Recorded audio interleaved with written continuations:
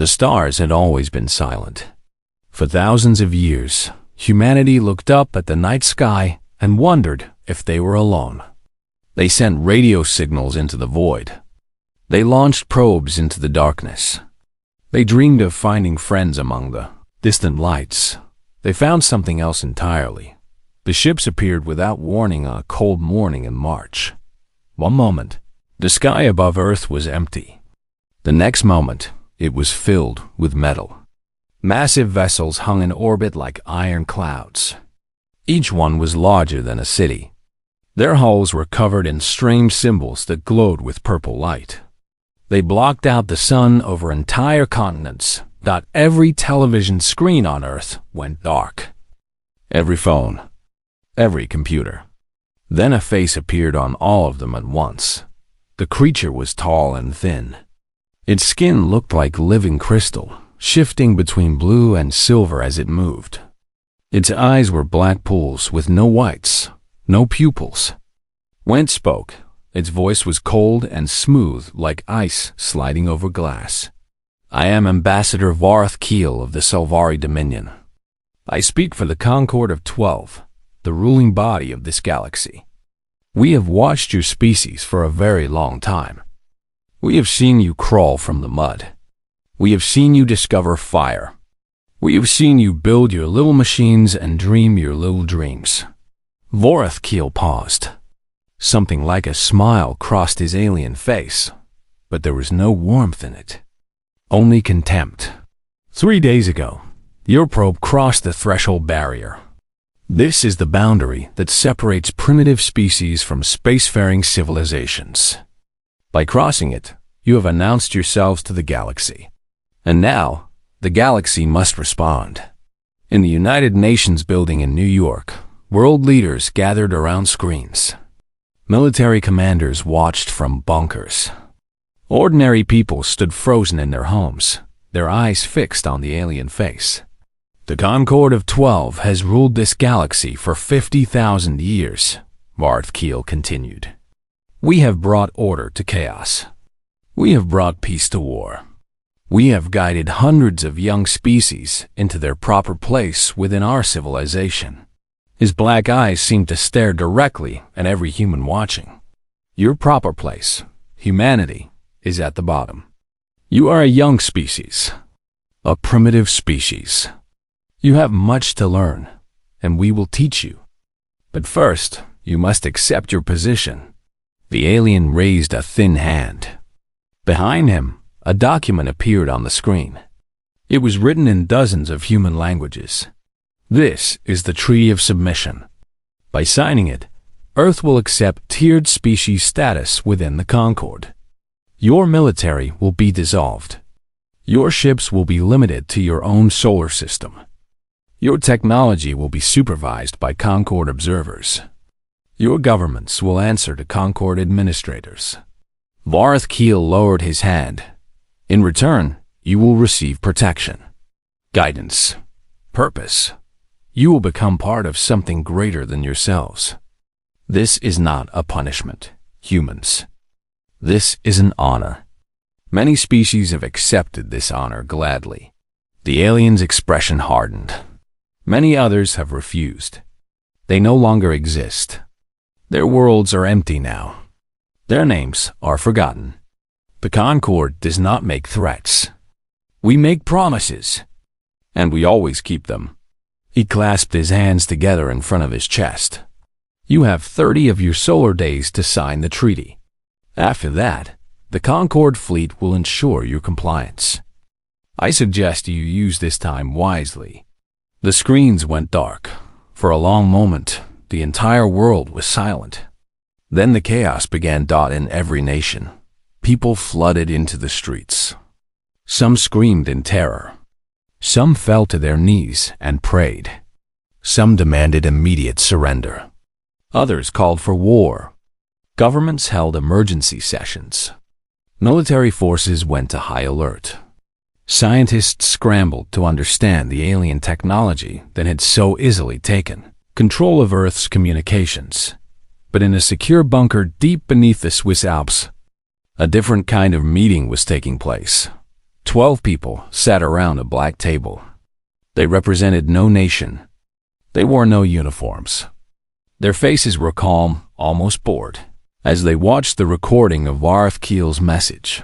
When it ended, a woman at the head of the table spoke. She was old, with white hair and sharp eyes that missed nothing. "Well," she said, "they finally came." A man to her left nodded. He was younger, with a military bearing and scars on his hands. The Obsidian Directive predicted this. "We've been preparing for 100 years. We're ready, are we?" Another woman asked. She was looking at a tablet filled with numbers. "Their fleet is massive. 3,000 warships, at least. Maybe more." The old woman smiled. It was not a kind smile. Let them count their ships. Let them believe they hold all the power. That is exactly what we want them to believe. She stood up and walked to a window. Outside, there was nothing but rock and darkness. But in her mind, she saw something else. She saw the asteroid belt, where humanity's true shipyards had been hidden for decades. She saw the factories on the dark side of the moon. She saw the weapons that humanity had built in secret, weapons so terrible that they had never been used. "For a century, we have prepared for this day," she said. "We knew the galaxy was not empty. We knew that when they found us, they would not come as friends. We knew we would have only two choices, bow or fight." She turned back to the table. "Contact the UN. Tell them to send a response to the Concorde." The military man raised an eyebrow. "What response?" The old woman's smile widened. "Tell them we decline." 3 days later, humanity's answer was broadcast to the Concorde fleet. It was short. It was simple. It was delivered by the Secretary General of the United Nations, who stood straight and spoke clearly. To the Concorde of 12. "We have received your treaty. We have read your terms. We understand your threats. Our answer is no. Earth will not bow. Humanity will not submit. We will not sign your treaty today. We will not sign it in 30 days. We will not sign it ever. If you want our world, you will have to take it. And we promise you this. The price will be higher than you can imagine." In orbit, aboard his flagship, Ambassador Varth Keel watched the message with amusement. He had seen 100 species make brave speeches. He had watched all of them break. "Primitives," he muttered. "They always think they are special. They always think they can resist." He turned to his military commander. "Prepare the occupation fleet. In 30 days, we will teach these humans what happens to species that refuse the Concorde's mercy." The commander bowed. "It will be done, Ambassador. This will be over quickly." Varth Keel nodded. He had no doubt. But deep beneath the surface of a dozen moons and asteroids, hidden from every sensor, humanity's dark armada was waking up. Engineers ran final checks on weapons that had never been fired. Soldiers prepared for battles they had trained their entire lives to fight. Admirals studied battle plans that had been refined for generations. The galaxy had demanded that, Earthbow, humanity had a different plan entirely. 100 years before the Concorde ships appeared in Earth's sky, a radio telescope in Chile picked up something strange. The scientists working there thought it was a glitch at first. Then they thought it was a prank. Then they realized the truth, and their blood ran cold. The signal was not natural. It was not human. It was a message from the stars, and when they finally decoded it, they wished they had never heard it at all. The message was a warning from a dying species. They called themselves the Veth, and they were being hunted to extinction by something called the Concorde of 12. In their final days, the Veth had sent messages to every corner of the galaxy, hoping to warn young species about what was coming. "They will find you," the message said. "They always find every species eventually. When they do, they will offer you a choice: become their slaves or be destroyed. Do not believe their promises of peace. Do not believe their offers of guidance. They are predators, and you are prey. Prepare. Hide. Fight. It is your only chance. The message included something else. Data.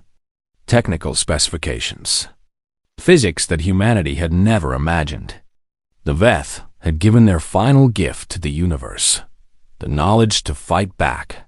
The governments of Earth met in secret. They argued for weeks.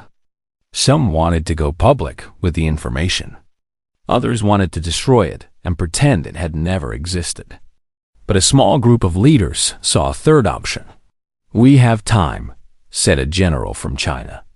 "Maybe 100 years, maybe 200. But eventually, they will come. When they do, we must be ready." "How?" asked a diplomat from Brazil. "We're nothing compared to them. We haven't even left our own planet yet." "Then we start now," said a scientist from India. "We use this data. We build, we prepare, and we do it in secret, so when they arrive, they see only what we want them to see." This was the birth of the Obsidian Directive. The project was humanity's greatest secret. Only a handful of people in each generation knew the full truth. On the surface, life on Earth continued as normal. Nations competed. Politicians argued. Wars were fought and peace was made. Humanity slowly expanded into the solar system, building small colonies on Mars and mining operations in the asteroid belt. But beneath the surface, something else was happening. In the asteroid belt, massive shipyards were built inside hollowed-out rocks. From the outside, they looked like ordinary asteroids drifting through space. From the inside, they were factories of war. Thousands of workers lived and died in these hidden bases, building ships that would never be seen until the day they were needed. On the dark side of the moon, laboratories developed weapons that defied imagination. The Veth data had included information about technologies that the Concord had banned long ago.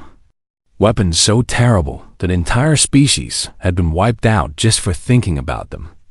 Humanity built them anyway. In secret bunkers on Earth, soldiers were trained from birth to fight alien enemies. They studied every piece of information the Veth had provided about Concord tactics and weaknesses. They ran simulations. They prepared strategies. They became the most deadly fighting force in human history, and no one outside the Obsidian Directive knew they existed. Generations lived and died in service of this secret. Children were born in hidden bases and never saw Earth's blue sky. Scientists spent their entire lives perfecting weapons they hoped would never be used. Soldiers trained for wars they might never fight, but they never stopped. They never forgot. The Obsidian Directive had 3 rules. First, never reveal the truth until the enemy arrives. Second, never underestimate the enemy's power. Third, never show mercy to those who would enslave humanity.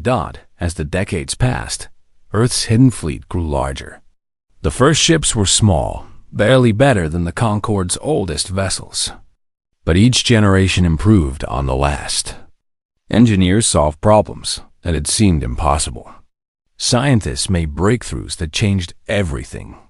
The null lens was developed in 2089.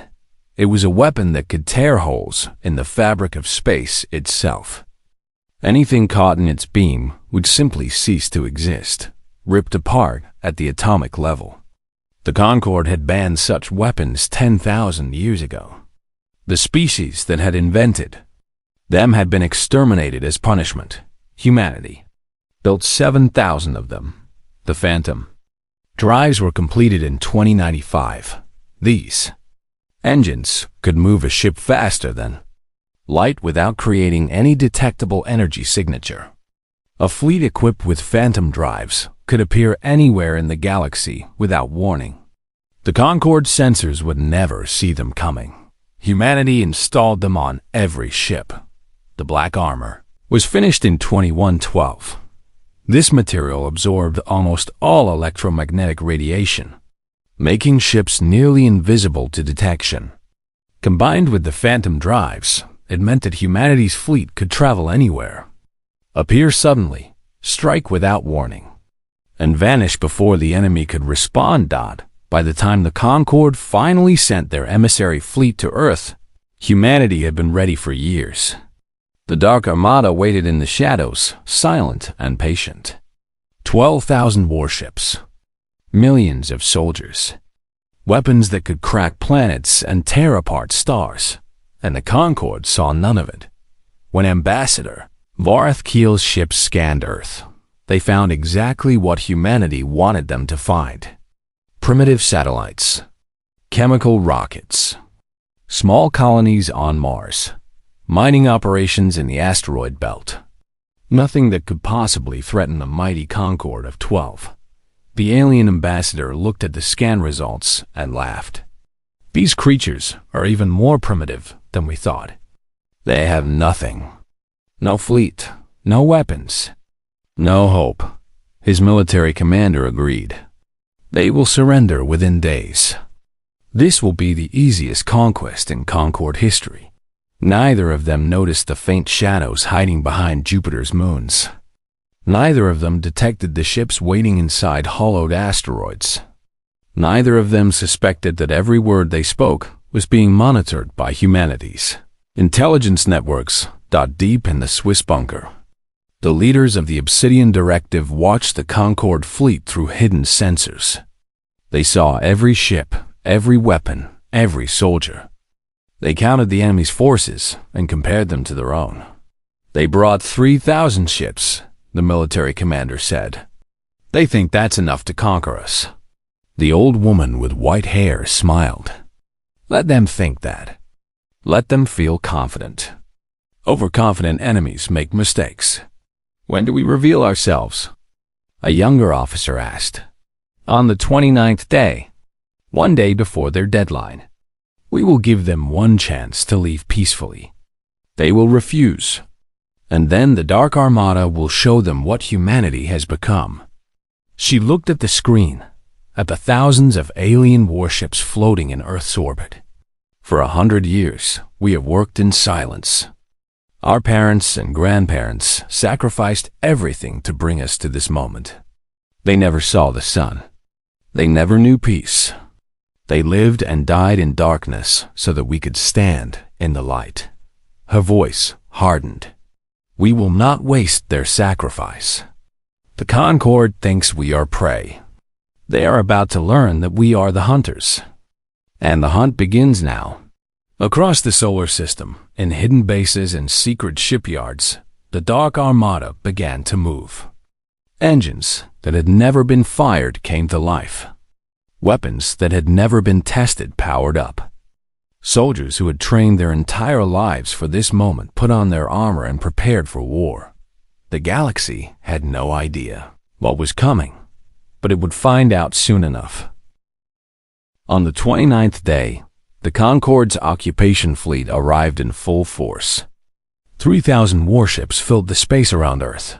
Each one was a mountain of metal and fire, bristling with weapons that could reduce cities to ash. They arranged themselves in a perfect sphere around the planet, blocking any escape. Ambassador Vareth Keel stood on the bridge of his flagship, the Divine Mandate, and watched Earth turn slowly below. His crystalline skin shimmered with satisfaction. Tomorrow, the deadline would pass.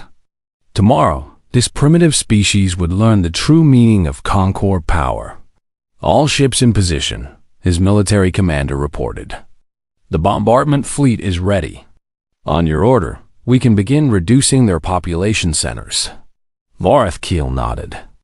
Good, but we will give them one more chance. Broadcast a final message. Tell them this is their last opportunity to surrender. Make it clear what will happen if they refuse. The message was sent.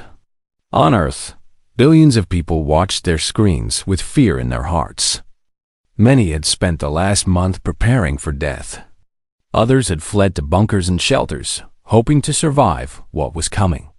Governments had done their best to maintain order. But everyone knew the truth. There was no hope. or so they thought. Deep in the Swiss bunker, Admiral Yuki Tanaka watched the Concorde fleet through sensor feeds. She was 53 years old, with gray-streaked black hair and eyes like polished steel. She had been born in one of the hidden asteroid bases, had trained her entire life for this day, and had risen to command humanity's most powerful force. "Status report," she said calmly. "All ships are in position," her tactical officer replied. "The Concorde has not detected any of our forces. They still believe Earth is defenseless." Admiral Tanaka smiled. It was a cold smile, without warmth or mercy. "Open a channel to the Concorde flagship. Audio only." The communication was established. Voreth Keel's voice came through the speakers, dripping with contempt. "Ah, you wish to surrender? Very wise. You have made the correct decision. This is Admiral Yuki Tanaka of the United Earth Defense Force," she replied. "I am not calling to surrender. I am calling to give you one chance. Leave our solar system now. Return to your Concorde and tell them that Earth is not available for conquest. This is your only warning." There was silence for a moment. Then Voreth Keel laughed. It was a high, cruel sound. "You dare to threaten us? You pathetic creatures with your chemical rockets and tin satellites.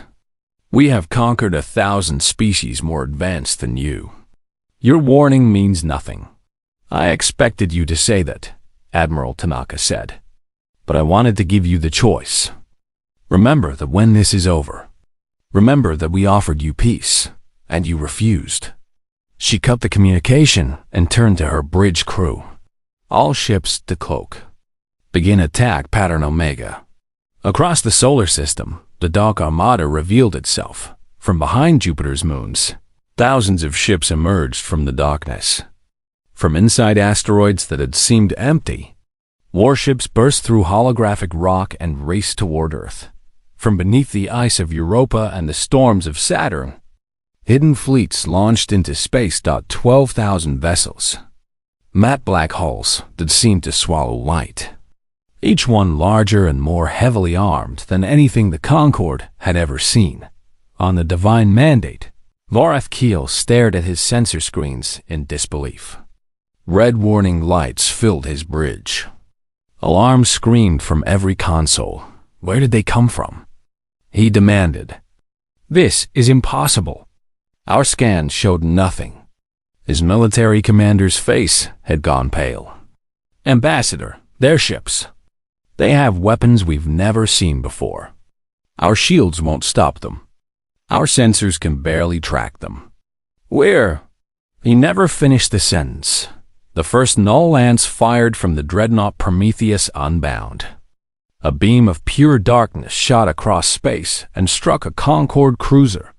The ship didn't explode. It didn't burn. It simply ceased to exist, torn apart at the atomic level, leaving nothing but empty space where it had been. Then 1,000 more. Null lances fired at once. The Battle of Seoul had begun. Admiral Tanaka stood at the center of her bridge, watching the battle unfold on holographic displays. Her voice was calm as she issued orders. "Third Fleet, focus fire on their left flank. Fifth Fleet, prevent any ships from escaping. Seventh Fleet, protect Earth's orbital stations. No Concorde vessel leaves this system alive." The Dark Armada moved like a single organism. Each ship knew its role. Each captain understood the plan. They had practiced this battle 1,000 times in simulations. Now they executed it perfectly. The Concorde fleet tried to fight back. Their weapons were powerful, their crews experienced. They had conquered entire civilizations. But they had never faced anything like this. Human ships appeared out of nowhere, fired devastating volleys, then vanished before the Concorde could target them. Null lances cut through Concorde shields as if they weren't there. Railguns accelerated metal slugs to incredible speeds, punching through hull armor like paper. Voreth Keel watched his fleet die around him. Ship after ship vanished from his screens. Distress calls flooded the communications channels, then fell silent one by one. Fall back, he ordered. All ships, retreat to the edge of the system. We need to regroup. But there was nowhere to run. Human ships blocked every escape route. When Concord vessels tried to flee, they were hunted down and destroyed. When they tried to surrender, their communications were ignored. Admiral Tanaka had given one order regarding surrenders. There would be none accepted. They came to enslave us, she had told her captains before the battle. They came to take our freedom, our future, our children. They will receive the same mercy they plan to show us, which is none at all. The battle lasted 11 hours. When it was over, not a single Concord ship remained. 3,000 warships, the pride of the Concord of 12, had been reduced to floating debris and drifting corpses. Humanity had lost 47 ships. On the bridge of the HFY Prometheus Unbound, Admiral Tanaka surveyed the aftermath. Her face showed no satisfaction, no joy, only cold determination. Casualties? She asked. 12,000 personnel lost, her executive officer reported. 47 ships destroyed, another 200 damaged. Too many, Tanaka said quietly. We need to do better. We will do better. She turned to her communications officer. Open a channel to Earth. Broadcast on all frequencies. Let them know it's over. The message was simple. The enemy fleet has been destroyed. Earth is safe. But this is only the beginning. The Concord will not let this defeat go unanswered. They will come again with more ships and more soldiers. We must be ready. On Earth, people flooded into the streets. But this time, they were not screaming in terror. They were cheering, crying, embracing each other. The enemy had come to conquer them, and humanity had won. But Admiral Tanaka knew the truth. This battle had been easy. The Concord had underestimated them, had walked into a trap without knowing it. Next time would be different. Next time, the enemy would bring their full strength. She looked at the stars beyond her bridge windows. Somewhere out there, the Concord of 12 was waiting. When they learned what had happened here today, they would be furious. They would gather every ship they had. They would come to avenge their fallen and to crush the species that had dared to defy them. Set course for the fleet rendezvous point, she ordered. We're not waiting for them to attack. We're taking the war to their territory. Her officers stared at her in surprise. Admiral, you want to invade Concord space? Tanaka nodded. They think this was a lucky victory. They think we'll hide behind our defenses and wait for them to come again. They're wrong. We're going to burn a path through their empire. We're going to show every species in the galaxy what happens when you threaten humanity. She turned back to the stars. The Concord wanted to make us an example. We're going to grant their wish. Just not in the way they intended. The Dark Armada gathered its forces and began to move. The war had only just begun. The news of the Battle of Seoul spread across the galaxy like fire through dry grass. At first, the leaders of the Concord refused to believe it. 3,000 ships destroyed by a primitive species that had barely discovered fire a few millennia ago. Impossible. There had to be some mistake. Then the sensor recordings arrived. The footage showed Concord warships vanishing into nothing. It showed weapons that tore holes in space itself. It showed black ships moving faster than anything the Concord had ever built. The High Council of the Concord of 12 met on their capital station, a massive structure orbiting a dying star. The representatives of each member species sat in their assigned seats, their faces showing various expressions of shock and fear. This cannot be allowed, said the Selvari Archon, the leader of Varth Keel's people. His crystalline skin had turned dark with anger. These humans have killed an ambassador. They have destroyed a fleet. They must be punished. Punished how? Asked a Vrin representative, a creature made of living metal. They destroyed 3,000 ships in a matter of hours. What force can we send that they cannot defeat? All of it, the Archon replied. We gather every warship in the Concord, every soldier, every weapon. We descend upon their little system with such overwhelming force that they cannot possibly resist.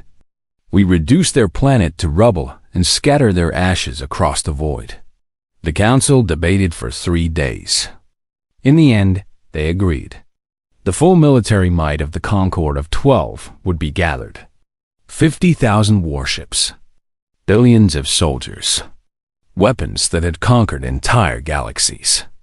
They would crush humanity completely, utterly, and leave nothing behind but a warning to any other species that might think of defying the Concord. It would take time to gather such a force.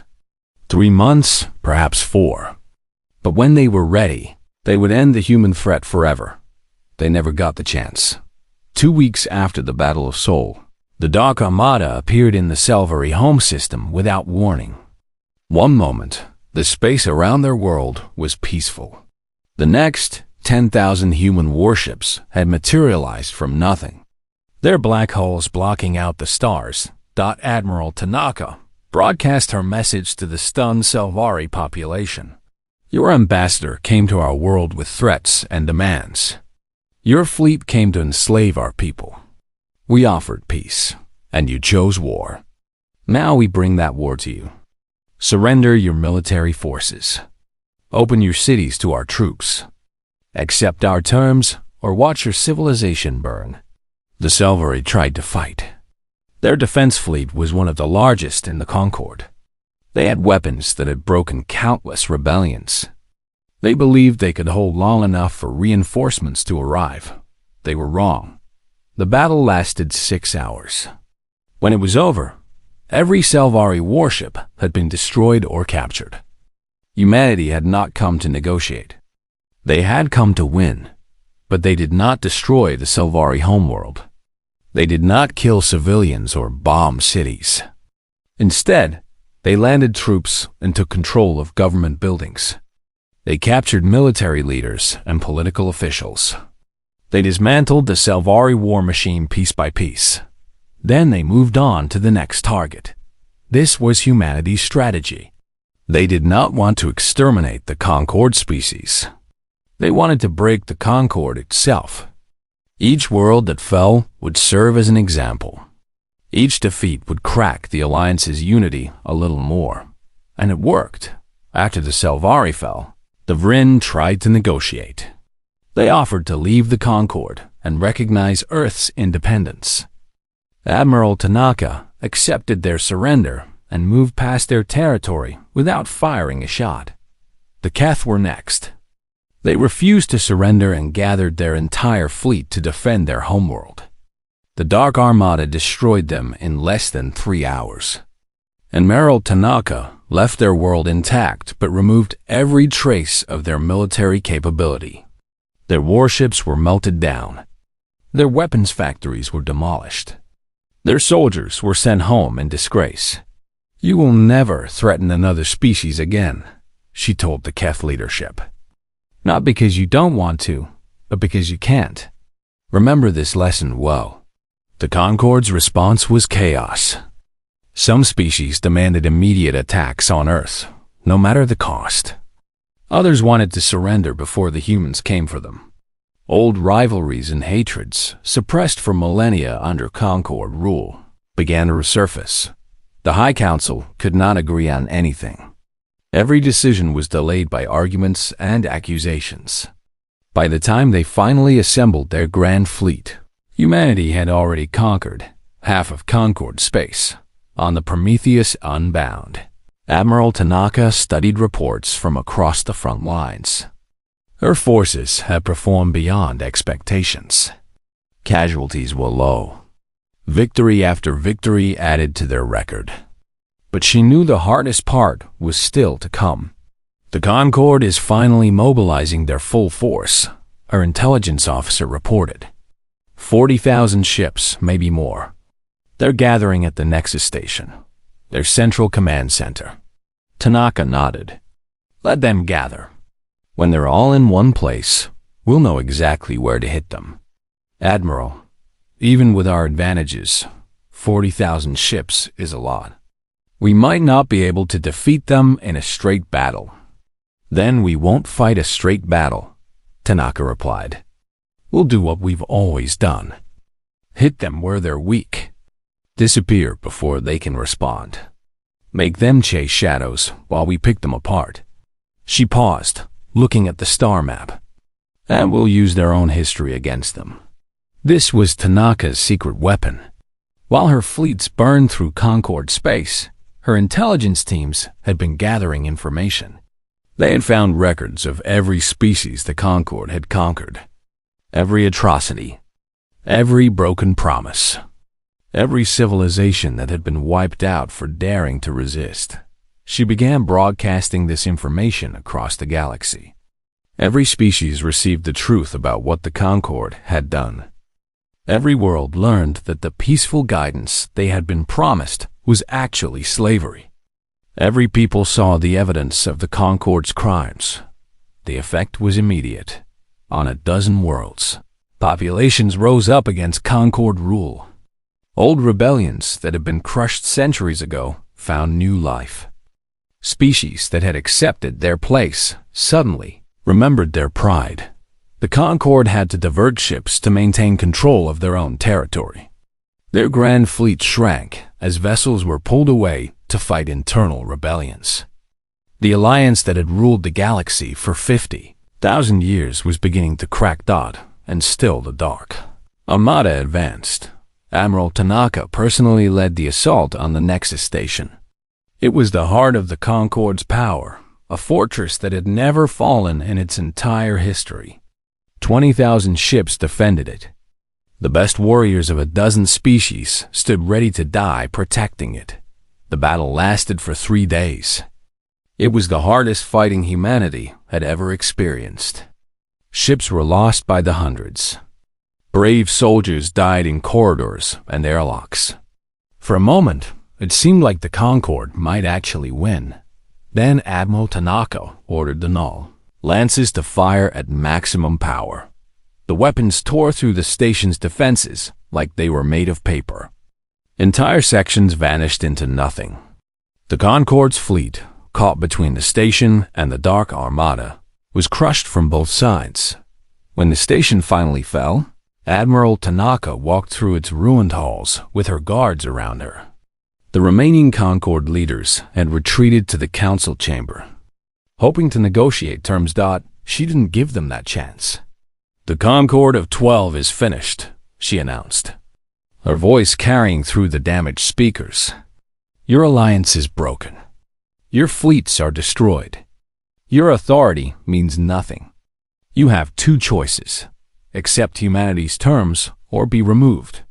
The Silvery Archon, wounded and desperate, glared at her with hatred. You cannot do this. The Concord has ruled for 50,000 years. We are the natural order of the galaxy. Tanaka looked at him without pity. Orders change. And you should have thought about that before you came to Earth demanding that we bow. She turned to her soldiers. Arrest them all. The war is almost over. But in her heart, she knew that winning the war was only the beginning. Now came the harder task, building something better from the ashes. 1 year had passed since Vorthkiel delivered his ultimatum to Earth. In that time, the galaxy had been transformed beyond recognition. The Concord of 12, which had ruled for 50,000 years, existed only in history books. Its fleets were scrap metal. Its leaders were prisoners. Its authority had been swept away like dust in a storm. Admiral Yuki Tanaka stood in the ruined council chamber of the Nexus Station. The Great Hall had been repaired, but marks of battle still scarred its walls. Where the thrones of the Concord's 12 masters had once stood, there was now a simple platform with a single podium. Representatives from across the galaxy had gathered for this moment. Hundreds of species filled the hall, some standing, some floating, some existing as projections of light or patterns of sound. They watched with a mixture of fear, hope, and uncertainty. Among them were the surviving leaders of the Concord. The silvery Archon sat in chains, his crystalline skin dull and cracked. The Vryn representatives stood quietly, having already surrendered and accepted humanity's terms. A dozen other beings waited for their fate to be announced. Tanaka approached the podium. She had removed her military uniform for this occasion and wore simple black clothes. She wanted to make a point. She was not here as a conqueror. She was here as a builder. 1 year ago, she began, an ambassador came to Earth. He told us that we would bow or be destroyed. He told us that the galaxy had a natural order, and our place was at the bottom. He told us that resistance was pointless and surrender was inevitable. She looked at the Silvari Archon. He was wrong. The hall was silent. Every eye, every sensor, every attention was focused on the human woman at the podium. We did not fight this war because we wanted power, Tanaka continued. We did not burn our way across the stars because we enjoyed destruction. We fought because we had no choice. We fought because the alternative was slavery. We fought because every species in this galaxy deserves freedom, and the Concord denied them that freedom for too long. She gestured to the assembled representatives. Look around you. How many of your peoples were conquered by the Concord? How many were told to bow or die? How many lived under the boot of tyrants who claimed they were bringing order and peace? Murmurs rippled through the crowd.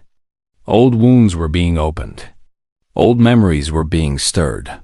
The Concord promised protection, but what they gave was oppression. They promised guidance, but what they gave was control. They called themselves the rulers of the galaxy, but they were nothing more than bullies with bigger weapons. Tanaka's voice hardened. That ends today. She pressed a button on the podium. A holographic document appeared in the air above her, translated into every language in the galaxy. This is the Declaration of Universal Sovereignty.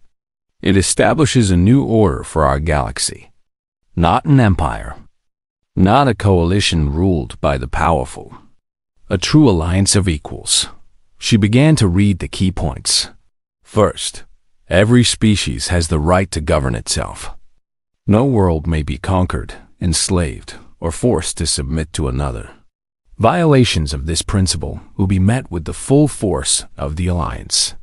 Second, every species has the right to develop its own technology, build its own fleets, and explore its own path.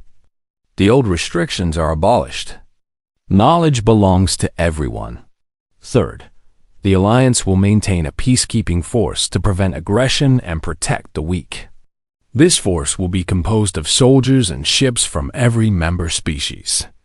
No single species will control it. Fourth, the crimes of the Concord will be remembered. Those who ordered atrocities will face justice. Those who carried out those orders will be held accountable. But ordinary citizens who lived under Concord rule will not be punished for the actions of their leaders. Tanaka looked at the prisoners in chains. The Archon of the Silvari, the High Commander of the Keth, the Council of Shadows from the Drath. You ordered the destruction of entire civilizations. You commanded the enslavement of billions. You watched as species were wiped from existence, and you called it justice. Her voice was cold. You will spend the rest of your lives in prison. You will have time to think about what you did. You will never harm anyone again. The prisoners were led away. Some went quietly. Others screamed threats or pleaded for mercy. Tanaka watched them go without expression. When they were gone, she turned back to the assembly. Now comes the question that everyone is asking. What about humanity? What do we want? What is our price for the blood we spilled? She paused. Nothing. The crowd stirred with confusion and disbelief. We do not want to rule you, Tanaka said. We do not want to control you. We do not want to become what we destroyed. The Dark Armada will return to human space. Our warships will patrol our own borders. We will be part of this alliance, but we will not lead it. A Vryn representative spoke up, their metallic voice echoing through the hall. Why? You have the power. You could take control. Why would you give it up? Tanaka smiled for the first time. It was a tired smile, the smile of someone who had seen too much but still believed in something good. Because we know what power does to those who hold it. We have read our own history. We have seen what happens when one group decides they have the right to rule over others. Every empire falls. Every tyrant is eventually overthrown. The only way to build something that lasts is to build it together. She looked at the gathered species. We are not your masters. We are not your saviors. We are just another species trying to find our place in a very large universe. We made mistakes. We will make more. But we will never again let anyone tell us or anyone else that they must bow or die. Varth Keel had been brought to the hall in chains, kept separate from the other prisoners. He was the last surviving leader of the Selvari, and Tanaka had wanted him to witness this moment. Now she walked toward him. Her guards moved to follow, but she waved them back. Ambassador Keel, she said, do you remember what you told us 1 year ago? You said that we would bow. You said that resistance was pointless. You said that we were primitives who would be crushed like every other species that had defied the Concord. Keel stared at her with hatred in his black eyes. You are monsters. You have destroyed everything we built. 50,000 years of civilization ruined by savages. What you built was a prison, Tanaka replied. And prisons deserve to be torn down. She leaned closer. You asked me once what we are. Now I'll give you an answer. We are the species that remembers. We remember every war, every genocide, every time one group tried to enslave another. We carry that memory in our bones, in our blood, in our souls. It makes us dangerous, but it also makes us wise. She straightened up. We know what it's like to suffer. We know what it's like to be oppressed. And because we know those things, we will never inflict them on others. That's what makes us different from you. That's why we won. She turned away from Keel and walked back to the podium. The war is over, she announced. The Concord is gone, but our work is just beginning. We must rebuild what was destroyed. We must heal the wounds that have been opened. We must learn to trust each other, even when trust seems impossible. She looked at the stars visible through the chamber's windows. The galaxy is full of wonders we have not yet seen, mysteries we have not yet solved, species we have not yet met. There is so much beauty out there and so much potential. Let us explore it together. Let us discover what we can become when we are not fighting each other. She raised her hand. To all species everywhere, you are free. You are equal. You are valued. Welcome to the new age. The hall erupted in cheers. Some species had never cheered before and had to learn how. Others wept. Others simply sat in stunned silence, unable to believe that the darkness had finally ended. Admiral Tanaka stepped back from the podium. Her part was done. Now it was time for others to take over. Politicians and diplomats would handle the details. Scientists would share knowledge. Traders would build new connections. Slowly, carefully, the galaxy would heal Dot as she left the hall. One of her officers fell into step beside her. Admiral, where are you going? Tanaka smiled. Home. I have a garden on Earth that needs tending. It's been a year since I've seen it. But what about the Alliance? What about the fleet? They don't need me anymore. The war is won. Peace is someone else's job. She looked up at the stars one last time. We did what we had to do. We burned the stars to save our world. Now it's time to plant new seeds. She walked toward her shuttle, leaving the celebration behind. The galaxy had demanded that Earthbound. Earth had answered. And now, finally, it was time to rest.